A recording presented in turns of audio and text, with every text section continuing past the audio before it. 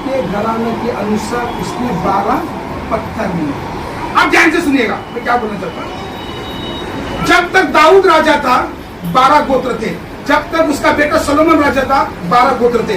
Solomon का बेटा जब आया उसने एक गलती की तो वहां पर 10 गोत्र अलग हुए और 2 गोत्र अलग हुए। यहूदा अलग हुआ और 10 गोत्र अलग हुए। तो इजराइल जो था वो 10 गोत्र के नाम से जाना जाता था और ये यहूदा अलग था। राज्य बढ़ गया इजराइल में। पहले जो दाऊद था वो इजराइल का राजा था, उसका बेटा सोलोमन इजराइल का राजा था। जब उसका बेटा उसने वहां पर एक गलतियां की तब क्या हुआ, 12 गोत्र बढ़ गए 10 और 2। ये जो 10 थे वो इजराइल कहलाए, बाकी जो 2 थे वो यहूदा कहलाए। ओके, ये ऐसे ही चलते आया आखिर तक। लेकिन ध्यान से सुनिएगा, जब समय आया परमेश्वर की आग आसमान से बुलाने के लिए, याकूब ने कितने पत्थर लिए? 12। उसने क्या बोला? याकूब के घराने कितना लेने चाहिए दाऊद? वो इजराइल का परमेश्वर तो 10 गोत्र कितना लेने चाहिए? 10 लेने चाहिए ना। उसने कितना लिया? उसने मेल मिलाप करा, उसने गोत्रों का मेल मिलाप करा। जब वहां पे मेल मिलाप हुआ तब आसमान से आग।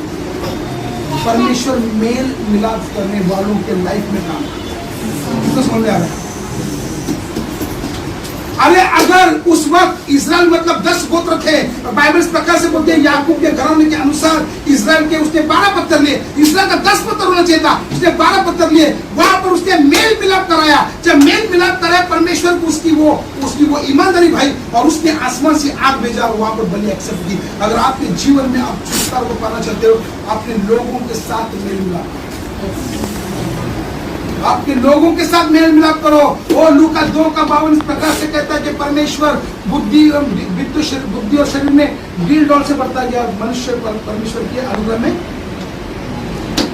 यीशु परमेश्वर होने के बावजूद भी उसको मनुष्य की जरूरत थी।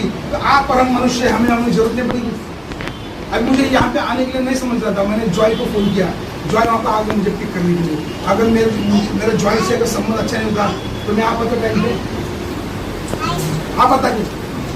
इसलिए आप अपने लोगों के साथ मेल मिलाप करें, पति पत्नी मेल मिलाप से रहे, बच्चे माँ बाप के साथ मेल मिलाप से रहे, अपने सगे संबंध से मेल मिलाप करें। आपको इसकी वजह से आपको अनुग्रह, जब ये अनुग्रह आएगा परमेश्वर की जो वचन का जो हमने सिखाया है वो पूरा होगा। कितना समझ में आ रहा है? तो आज परमेश्वर आपकी जो भी प्रॉब्लम से लाइफ का, उसके आगे आगे कौन चलता है? परमेश्वर। जब परमेश्वर आगे है तो शैतान कहाँ पर है? पैरों के नीचे है। तो कौन सा सॉन्ग है सिस्टर? शैतान हारा हुआ, मेरा यीशु विजय हुआ। आज शैतान हार गया और मेरा यीशु, बाइबल का खुदा विजय हुआ। तालियां जोरदार